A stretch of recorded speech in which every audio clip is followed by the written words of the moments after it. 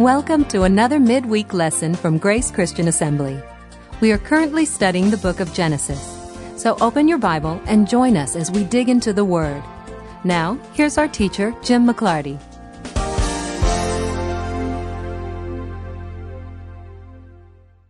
Some nights, I'm just really grateful for the fact that we're on the internet. And this is one of those nights because the summer slump is hit. So it's good to know that there's people out there on the internet listening.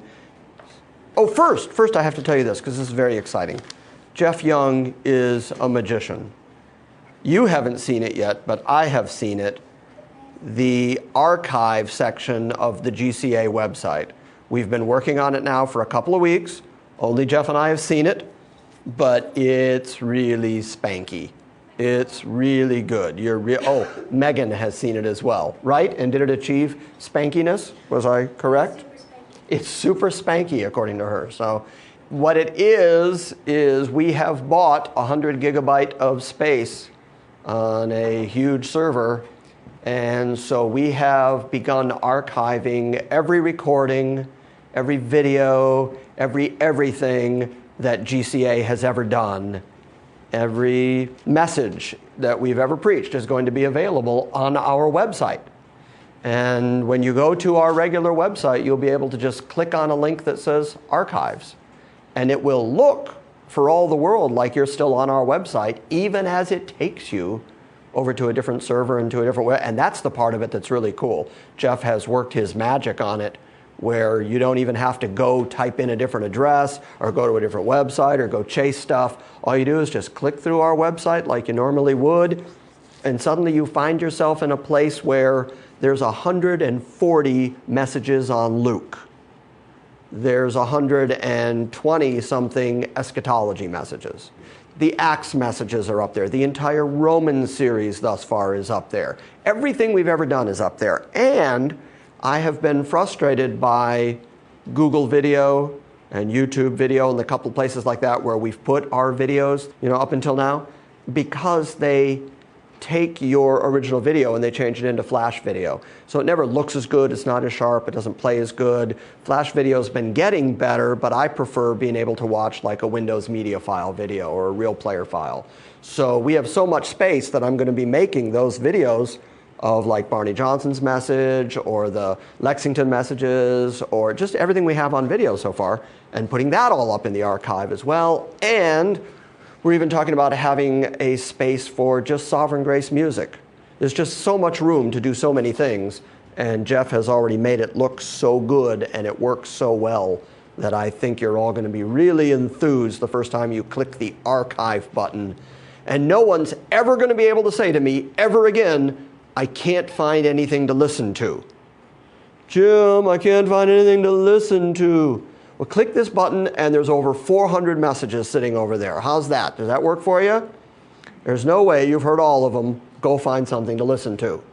So I'm really enthused by that. And Jeff has done excellent work. Now, this is the Smyrna AM newspaper, which is actually an insert, a part of the Gannett Tennessean Publishing Company. And this paper comes out every Wednesday in every mailbox in Smyrna. And I was told by Robin a couple weeks ago that the editor of this newspaper was asking for, specifically, religious articles. So I submitted, naturally, an article, and last week they had the first of their religious articles published, and this week the second, and it was mine. So that's exciting. I'll put a link to it up on my blog, so folks listening out on the internet who want to go read it can. But it's called Putting the Fun in Fundamentalism, although they shortened my original title to Put the Fun in Fundamentalism, which is not exactly what I wrote, but Put the Fun in Fundamentalism. Want to hear it? I'll read it to you, because I think there's nothing more fun than listening to Jim read. That's my theory. The article goes like this. So what kind of preacher are you? A woman recently asked. You're not one of those fundamentalists, are you? I knew what she was driving at. One small segment of evangelical Christianity has usurped the term fundamentalism and redefined it so that only they fit the category. Now, when we think of fundamentalists, We imagine fire-breathing pulpiteers who spend their time listing all the things they reject and condemning everyone with whom they disagree. And that's a shame, because fundamentalism is not a bad word. Yes, I replied, I am a fundamentalist. She took a couple steps back. I assured her I wouldn't bite. You see, I am an adamant defender of the fundamentals of the Christian faith. The virgin birth, the sinless life, the death, burial, and resurrection, those are all fundamental to Christianity. Without those basics, you have no faith. I asked her, would you go to a doctor who didn't understand the rudiments of medicine?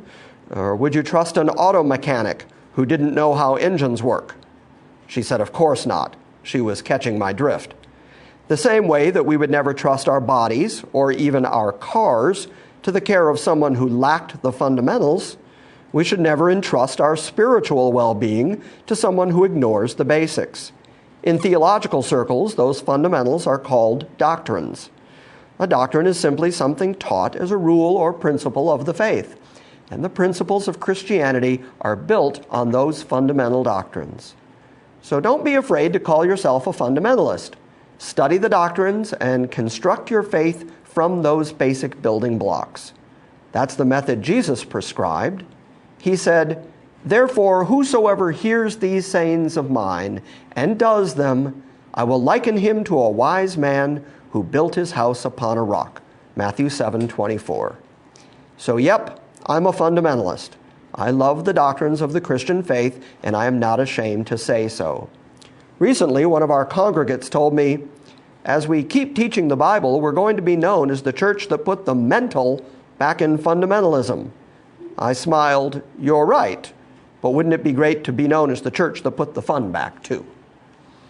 So there's my article. Don't break into spontaneous applause. That's okay. But and then they put, Jim McLarty is the pastor of Grace Christian Assembly, a Sovereign Grace Fellowship. For more information, visit the church's website. They included our web address. So that's great. That went into every mailbox in Smyrna today. And hopefully a few folks will read that and go click on the website and find out that we exist. Because I will do anything to let the community know that we're over here and what it is we're doing. And the most common thing that I keep hearing, I got an email again today from a fella who is in Bible college. And his frustration is that what he's learning, what he's being taught, the church he's going to, that they're all just wandering so far afield from basic historic Christianity and have begun embracing all of this seeker-sensitive stuff. And they're really getting into the whole 40 days of purpose stuff. And they're just, the church is dumbing down in order to attract more dumbed down people. And they're not willing to engage people and say, why don't we study? Why don't we learn? Why don't we actually advance the cause of Christianity the way it's written in the Bible? Because they're so busy trying to make it user-friendly. Yeah? Well, they're dumbing it down. One poll, and the other poll is, do you have your secret decoder ring? Because there's always some extra little piece of teaching that you need to advance one step further or get a little closer. To some private word, But how much Bible is there in either of those groups? And that's the frustration. And I'm hearing it so frequently that I hope there are people in Smyrna who will pick up that article, read it, and go, well, all right, I'll take a chance, and type in salvation by grace and find out that there's all this material. And soon, 400 more messages to listen to, so they can never say they don't have plenty of stuff to listen to. We are finally back in Genesis 33. It was my original intention to get us all the way through chapter 35 tonight. Well, at least halfway through it. We may or may not make that. When we last saw Jacob, he had wrestled through the night with a man that I have argued is a Christophany. And one of the additional pieces of evidence that I would like to offer for the idea that this is a Christophany, other than the fact that Jacob himself says in verse 30 of chapter 32, Jacob called the place Penuel, for he said, I have seen God face to face, yet my life has been preserved. He certainly seems to believe that he came in contact with God. And yet when we get to the middle of chapter 35, 35 verse 9, it says, "Then God appeared to Jacob again when he came from Paddan Aram, and he blessed him, and God said to him, 'Your name is Jacob, you shall no longer be called Jacob, but Israel shall be your name,'" which is identical to what we read in the wrestling. Chapter 32, verse 27, "What is your name?" He said, "Jacob," and he said, "Your name shall no longer be Jacob, but Israel, for you have striven with God and with men, and you have prevailed." So in chapter 35, it is clearly identified as God who says these things to him. And we read it in chapter 32, same language, same change of name. The language continues to build up and mount up that he actually wrestled with God. Well, if he wrestled with God in some kind of man-type form, that is the very definition of a Christophany, the image of God here wrestling on earth. Now, if that is true, then Jacob is on his way to the promised land. He is on his way to inherit the very thing that Abraham and Isaac have been promised, this land of Canaan. But as I've said repeatedly, you see God intersecting the lives of these men, and you see Christophanies intersecting the lives of these men as they are inheriting the Abrahamic promise. And the point I'm trying to make in repeating that over and over is that I see Christ as being actively involved in the formation and in the keeping and in the passing on of the Abrahamic covenant. People far too frequently think of Israel in the Old Testament and God in the Old Testament as being separate from the Christ and the Christianity of the New Testament. And if I have hopefully proven anything through our study of the book of Acts, it's that Paul always argued for continuity between the Old and New Testament, that it was the same God working in Israel nationally and in the church of every nation and tongue and kindred and people and tribe, that it was always the same God working the same redemptive plan from beginning to end. And so if that's the case, then it's not surprising to find Christophanies, to find Christ actually involved in the keeping of the unconditional covenant that was given to Abraham. And if that's the case, then that really helps our Israelology. That really helps our thinking about God's promises and covenants to Israel. Again, because folks will argue that New Testament promises are solid because they are rooted and grounded in Christ.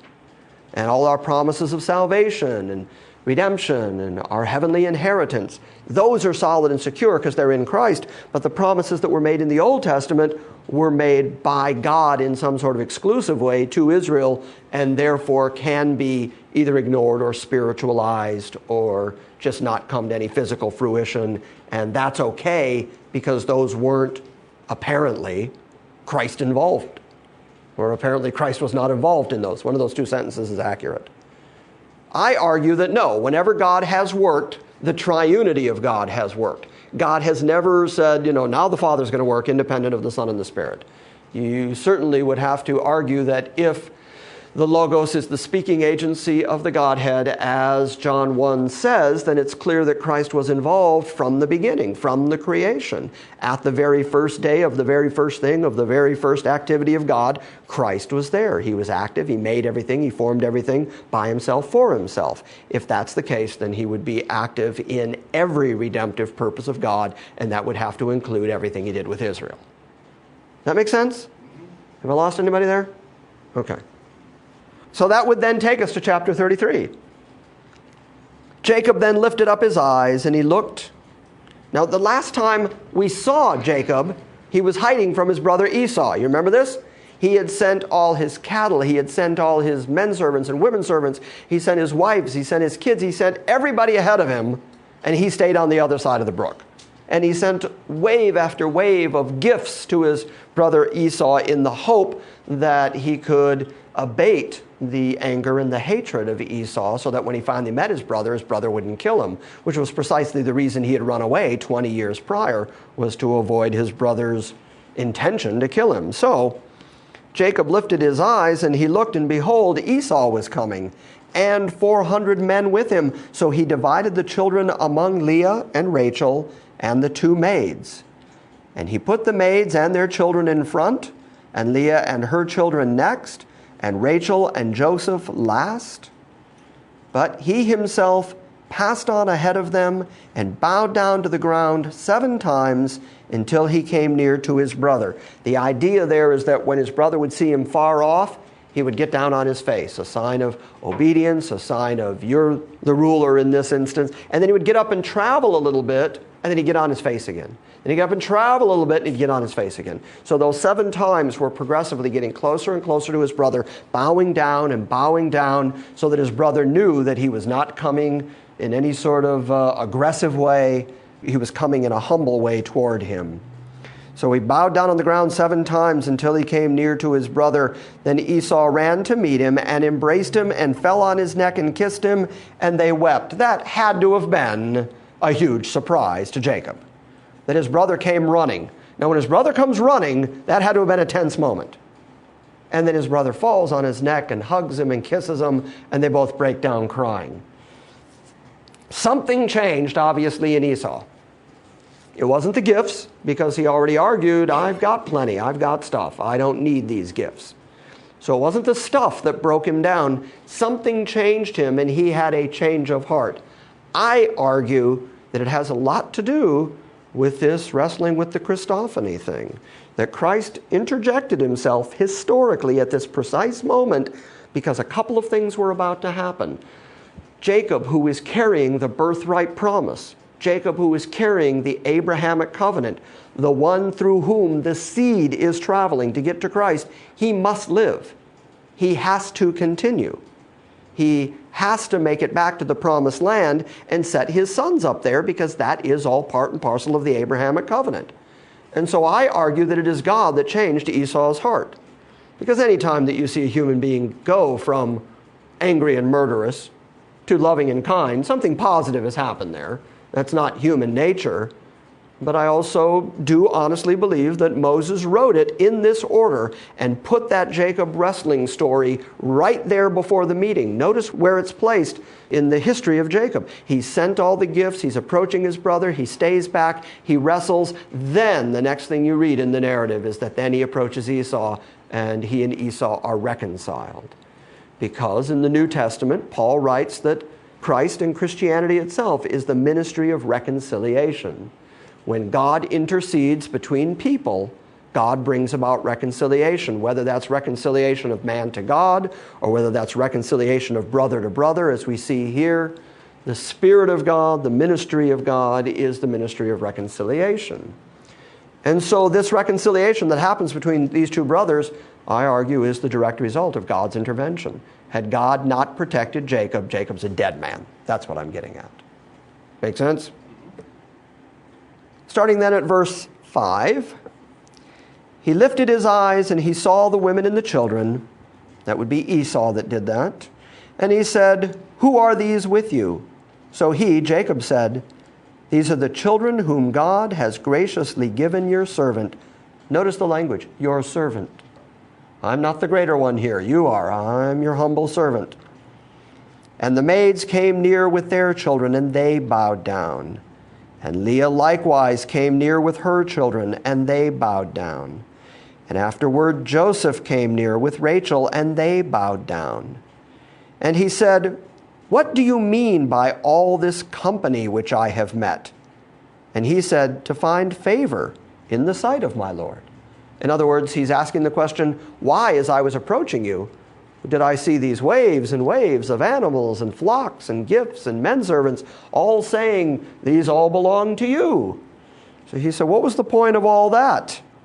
And he said, it was to find favor in the sight of my Lord. But Esau said, "I have plenty, my brother. Let what you have be your own." And Jacob said, "No, please.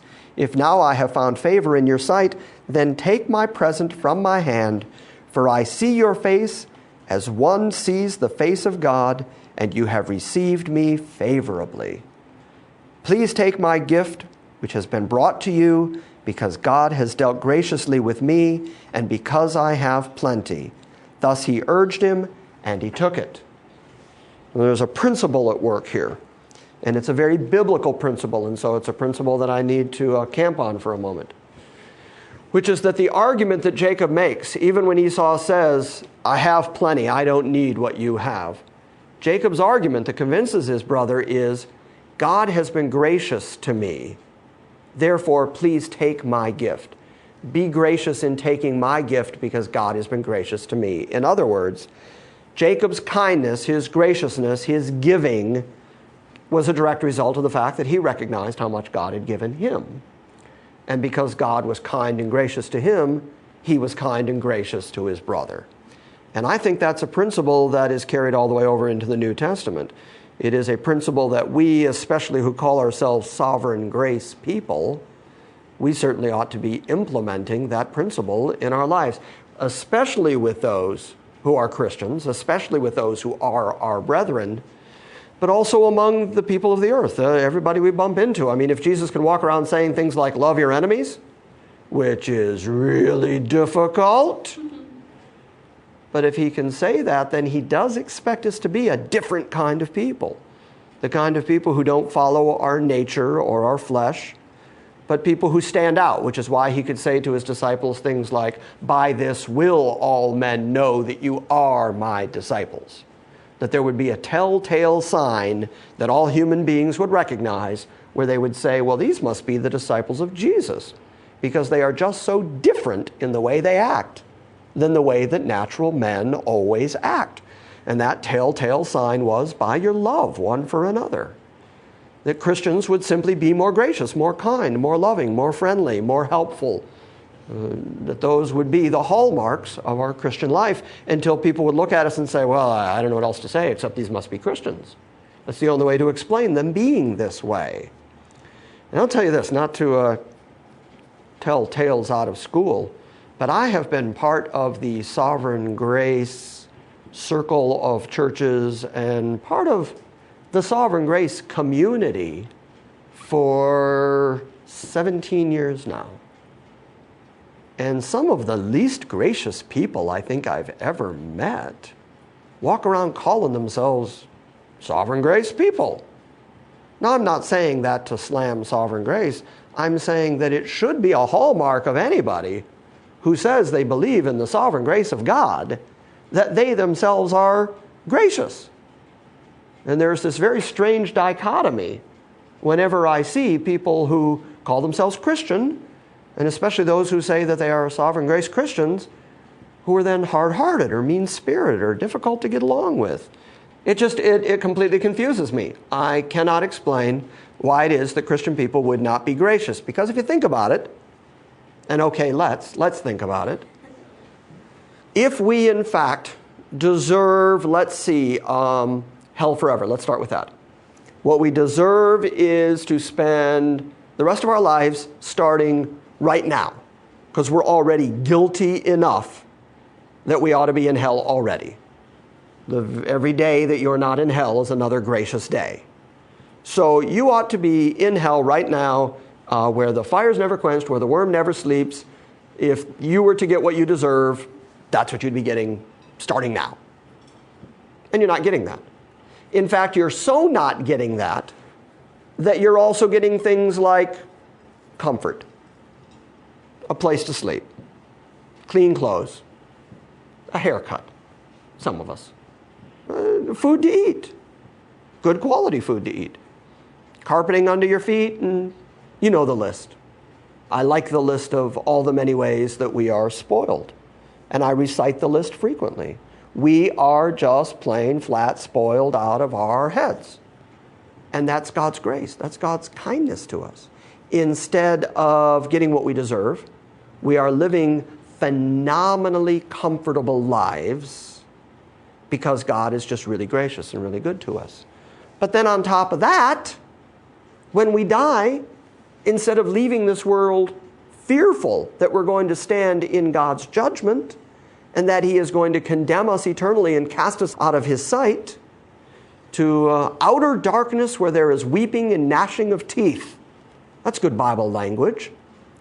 I mean, that's very descriptive language for what it's going to be like to be cast out of God's presence. Instead, we have the promise, I will never leave you, I will never forsake you. That's a really good promise. Instead, we have the promise of eternal life. Instead, we have the promise that the God who never changes wrote our names down before the foundation of the world in the Lamb's Book of Life, sent his Son to pay for every sin and trespass we have, and that we are going to spend eternity in his presence, and then, not just in his presence, but joint heirs with Christ in everything Christ alone deserves. Can you get a hold of that? No. No. I can. You think you're spoiled now. You think air conditioning and carpet is good.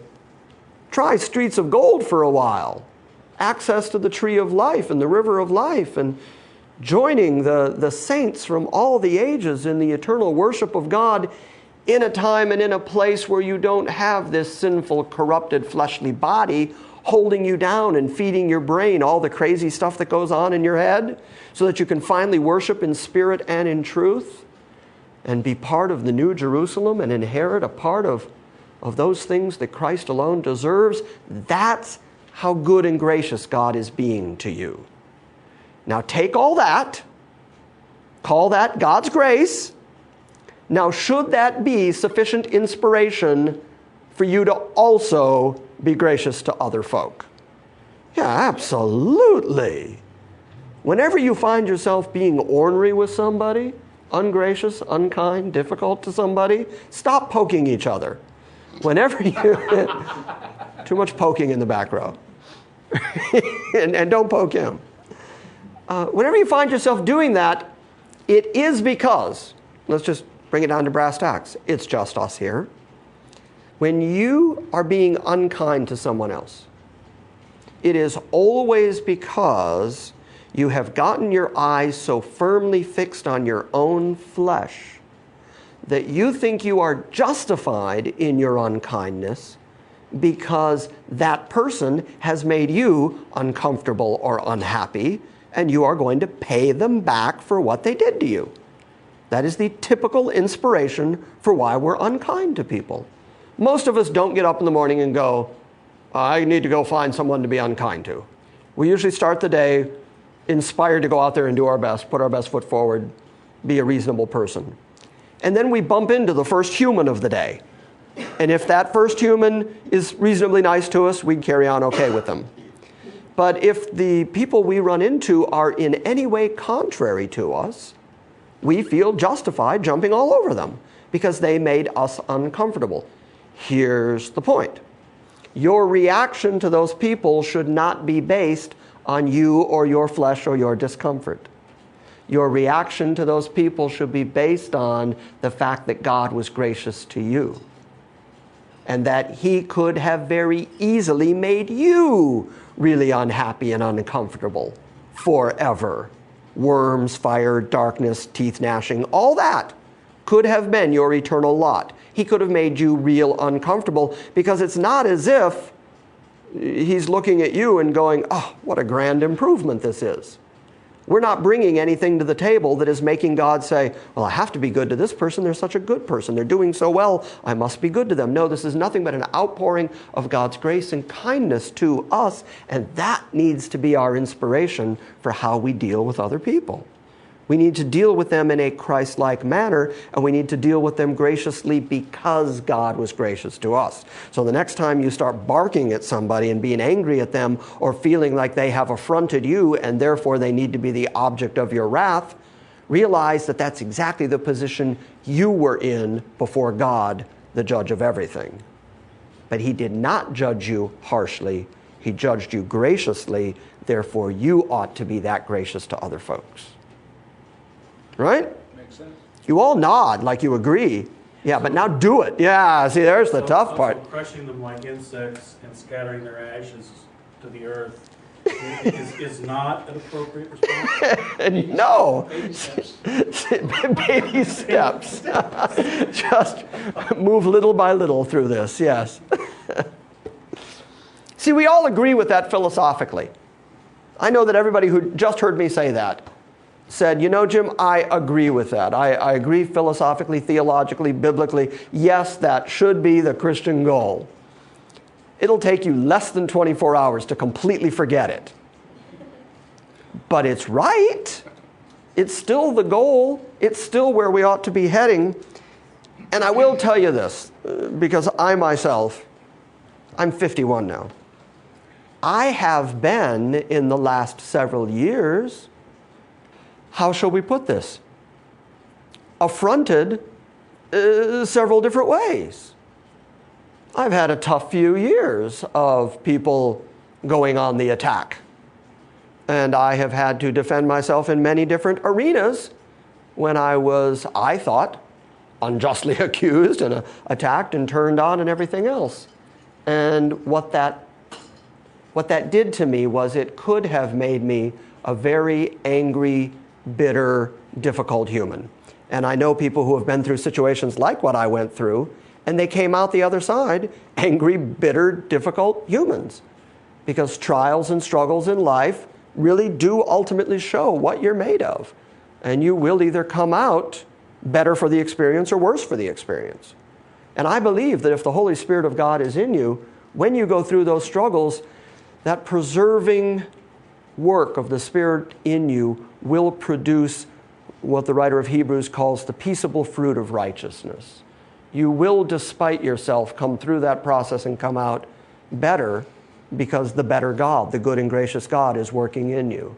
When you go through terrible experiences and come out worse for it, I think that's usually a demonstration that God has backed away and is letting you grow worse for your experiences in life. But what you should be learning through the difficulties of life is patience and endurance and long-suffering and kindness and grace. And you understand what I'm saying? The principle of grace, which we are also dependent on in our relationship with God, our dependency on grace. We want to be the recipients of God's grace. But the Bible doesn't allow for the kindness of God to stop when it reaches you. The grace and the kindness of God is supposed to flow through you. It's not supposed to get to you and then hit that brick wall of you. And you can't say, well, God's grace is really all about God being gracious to me, and that's as far as it goes. Biblically, God's grace flows through you so that His love and kindness and grace is then demonstrated, and you are salt in the world and light in the world. You are a demonstration of Christian character. If the Christian church demonstrated more kindness and grace, there would be far less political opposition to Christianity in America today. I am convinced of that. If the church were still living up to its original principles and obligations in the society, and instead of just becoming these sort of self-perpetuating social groups that they've become, social networks and stuff, Showtime, so that it's just another group of people who are fighting for that entertainment dollar, competing with the world. If the church weren't doing that, but was in fact, do you know why? I know I stopped myself right in the middle of a sentence there. But do you know why the government grants 501c3 status to churches? 501c3 status is the tax-exempt status of churches. There are two essential reasons for it. Do you know what they are? One is because the ability to tax is the ability to control, and so the government right in our Constitution is not going to establish a religion. And so if they start taxing one religion and not another religion, then they have the ability to control or be preferential toward some particular religion. And so that was one inspiration of it. The other side of it is that the government was, in its earliest formation, all filled with church-going Christian people, and they recognized that the more that the church did its job socially of helping the hungry, helping the poor, feeding, clothing, doing the good work of showing grace and kindness to those who had less, the more the church did that job, the less the government had to do it. And so it was advantageous to the government to give the church tax advantages to go do the church work. That was less that the government had to do. Now, of course, ever since the Lyndon Johnson Great Society days, ever since the FDR days, really, of all the social welfare programs, now the government has become the great big welfare state because the church, in large amounts is simply not doing its job. It has become about bring people in and get money out of people so that we can build bigger buildings and put on bigger shows and have more falderall and do the big broadcasts and be on the satellite and have all that. And as long as that's where they're dumping their money, okay, I won't get into it, but I saw a guy the other day actually argue on TV that when you sent money to them and to their ministry, you were actually helping the poor because they were broadcasting into poor areas. You know, when you're giving to us, you're giving to the poor, which was just as bizarre an argument as I'd ever heard. So I think in many ways, the church in America and the church in the world has failed in one of its primary responsibilities, which is to be salt and light in the world, to be gracious in the world, to be kind, to help our fellow man, to love our enemies, to do the work that is indicative of Christianity itself, because the church has forgotten what its purpose is in the world. Now, of course, the cure for wrong use is not no use. The cure for wrong use is right use. And so even if we can't change the whole church world, which we apparently can't, nevertheless, we can still argue for graciousness on the basis of grace. We can still say to everybody within our vocal range, everybody who hears us speak, at least we can try to drive those principles that say, look, you're dependent on God's grace, you're dependent on God being kind and merciful to you. Well, then God also expects that you're going to be gracious, kind, and merciful to other people. And far too often it seems that we're kinder and more gracious to strangers than we are to people in our own sphere, in our own circle of friends, in our own marriage, in our own families. Those are the people who seem to be the ones that take the beatings, while the strangers are treated nicely because we think that we get an extra gold star on our forehead if God sees us being nice to a stranger. So we'll feed a bum and then, go yell at the kids. Okay, I was just waiting for you to say something. Okay. All right, so let's move on. That came as a result of Jacob saying, "No, please, if now I have found favor in your sight, then take my present from my hand, for I see your face as one sees the face of God, and you have received me favorably. Please take my gift which has been brought to you, because God has dealt graciously with me, and because I have plenty." Thus he urged him, and he took it. I'm being gracious to you because God was gracious to me. That's the argument. Yes? Also, the giving that is being done has nothing to do with a need on Esau's part any more than our giving to God has to do with a need on God's part. Yeah. Did you understand what Tom just said? What Tom just said, and it's a really essential point, it's a really important point, is that very frequently people say, well, I would give to the church, but God doesn't need my money. God, to be God, has no needs, and that's exactly right. God has no needs. Therefore, God is not benefited when you give him things. He already owns everything. The cattle on 1,000 hills are the Lord's. God actually says, if I were hungry, I would not tell you. He's completely self-sufficient. He doesn't need you to provide him anything. So sometimes people use that as an excuse. And we'll say, well, God doesn't have any needs, or right now your church seems to be financially okay, so I don't need to give to you. The point Tom was making was Esau has made it clear that he doesn't need it. But Jacob needed to give it. Jacob needed to exemplify that all that he had was a gift from God. And he had to exemplify God's grace. And that's a principle that I have tried for years to teach people. God does not need your gift, but you desperately need to give. You don't enrich God when you give him anything, and yet God constantly throughout the Bible requires that you give. And it is because that giving exercise forces you in many ways, teaches you, molds you into being the kind of person who is accustomed to giving and who recognizes that everything you have is a gift from God. And so you use part of what God has given you for the benefit of other people, for the gift of the church, or even just as a gift back to God in recognition that everything you have comes from him. And so I think all of the giving requirements in the Bible and all the many admonitions to give in the Bible are really not about, ultimately, money. It's about building character into you. It's about making you into giving type people, and people who recognize that everything you are and everything you have and every breath you take is from the Lord. And so you come back regularly and give him back a part of what he gave you as a way of recognizing where it came from. Is that what you were saying? Mm-hmm. I know that I said it in more words than you did, but that was the principle, right? Yes. Yeah.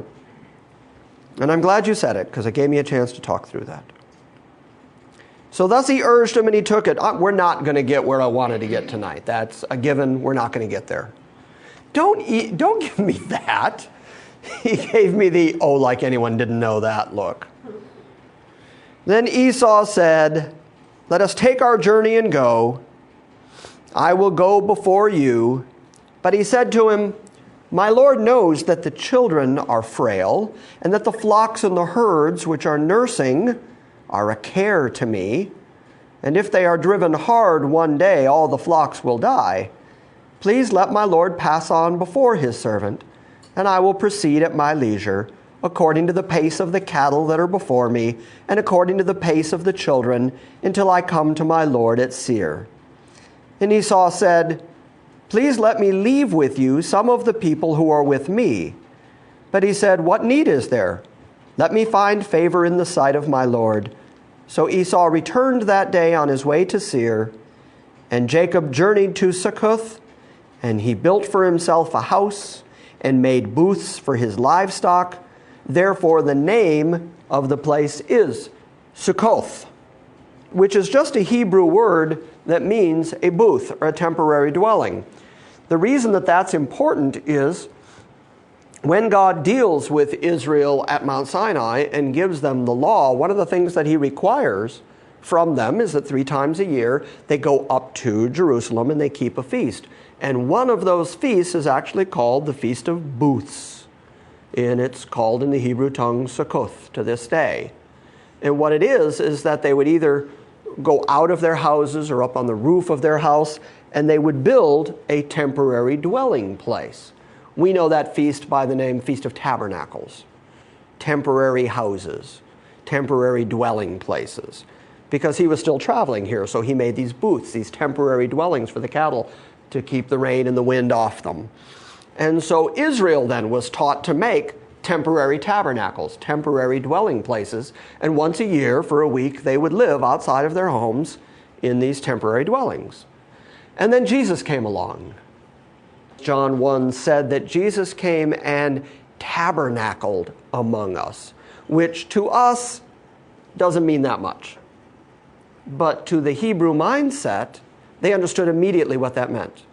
They had been keeping Feast of Tabernacles 1,400 years. They understood that Sukkoth, booth, tabernacle meant temporary dwelling.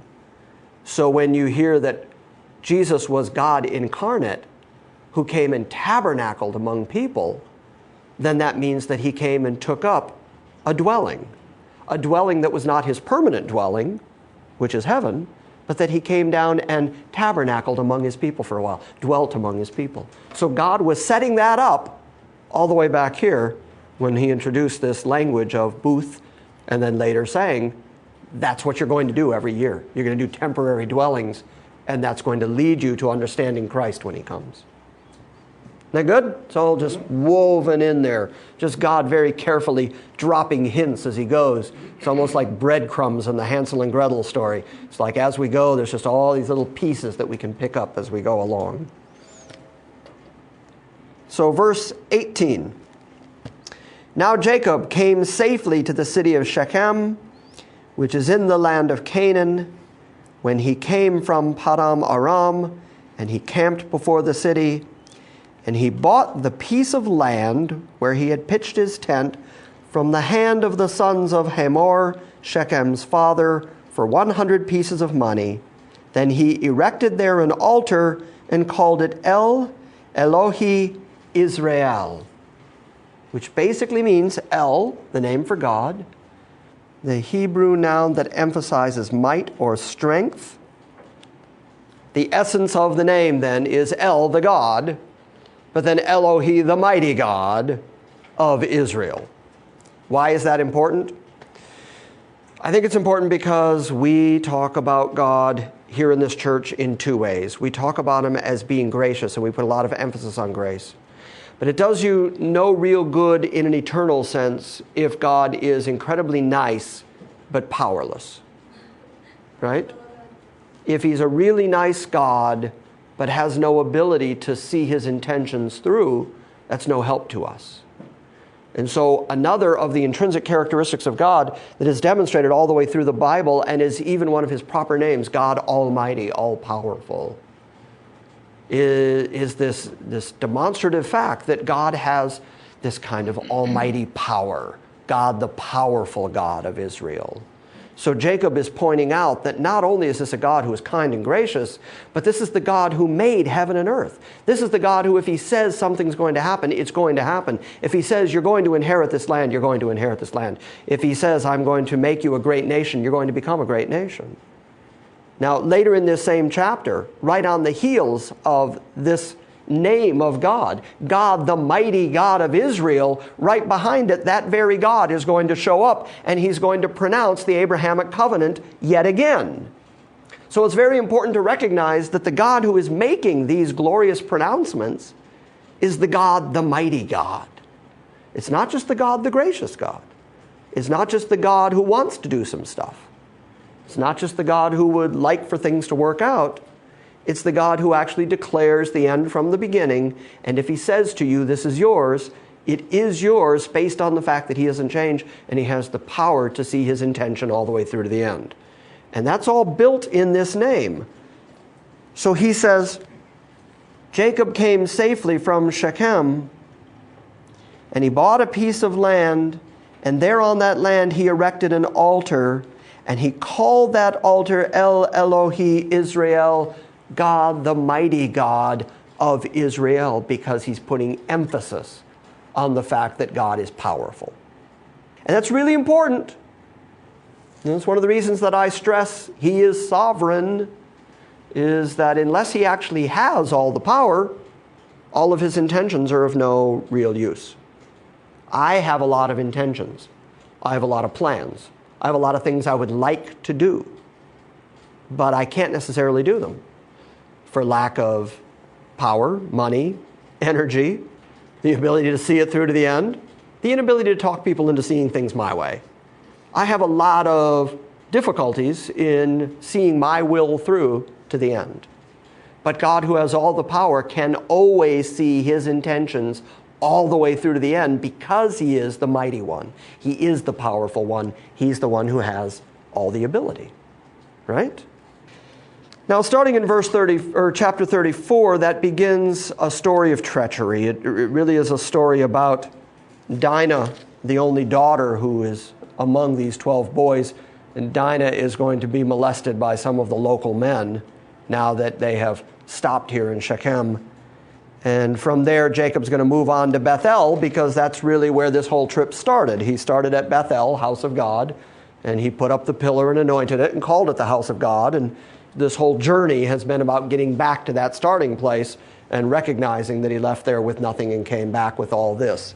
So we can't really get into that. It would take us a good half hour to get through the story, so we'll stop there.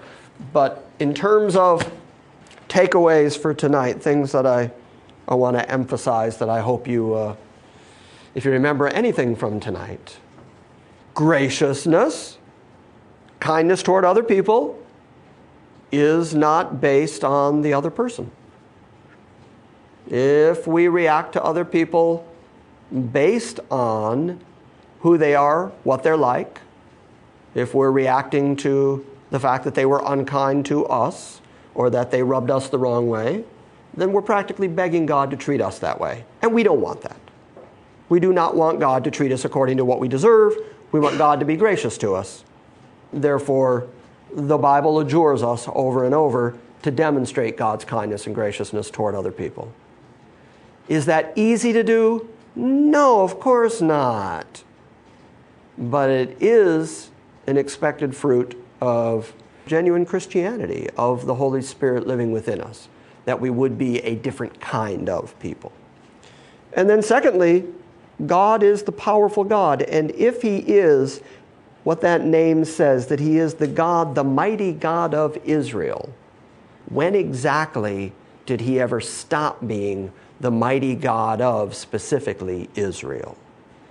Because for all this Israelology that I talk, and for all the times that I say He must keep every promise He ever made to Israel, I am basing that on the fact that He's, number one, God that doesn't change, and number two, God that has all the power. And so Israel's sinfulness or rebellion or stiff-neckedness, well, that doesn't sound right, does it? Well, anyway, you know what I'm saying. Obstinance. Or their obstinance, yes, we'll just go that way. None of that stops God, because God is not reacting to them on the basis of who or what they are. He's reacting to them on the basis of who He is. He's powerful and He's gracious. Sovereign grace. And so to say that Israel will not receive absolutely every promise God ever made to them would require that God change either in His power so that He can't see His intention through to the end, or He has to change in His grace where He said, oh, never mind, I am going to react to you according to what you deserve. And since you can't prove that God changed in either of those characteristics, I can continue to firmly stand on God will do absolutely everything God ever promised He was going to do, whether that's among individuals like you or I, or whether that's among people groups like Israel, because He is God, the mighty God of Israel.